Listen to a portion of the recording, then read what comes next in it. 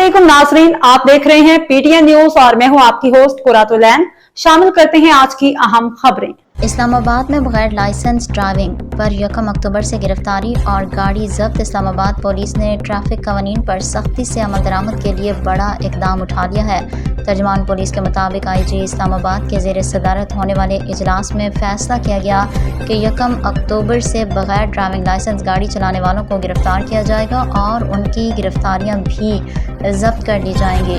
Police ने शहरियों से अपील की है कि वो मुकर्रर तारीख से पहले ड्राइविंग लाइसेंस ज़रूर हासिल कर लें ताकि किसी कानूनी कार्रवाई से बच सकें। इस हिस्से में IG इस्लामाबाद ने मुतल्लिका महकमों को लाइसेंस के इजरा के अमल को मज़ीद तेज़ करने की हिदायत दे दी है। शहरियों की सहूलत के लिए इस्लामाबाद ट्रैफिक पुलिस का फैज़ाबाद दफ्तर 24 घंटे खुला रहेगा, जबकि ड्राइविंग लाइसेंस का हसूल शहर के 11 खिदमत मराकज़ पर भी मुमकिन होगा। इन मराकज़ के औकात कार शाम 6 बजे से बढ़ाकर रात 9 बजे तक कर दिए गए हैं। न्यूज स्टूडियो से फिलवक्त के लिए इतना ही। मज़ीद खबरों और अपडेट से बाखबर रहने के लिए देखते रहें PTN न्यूज।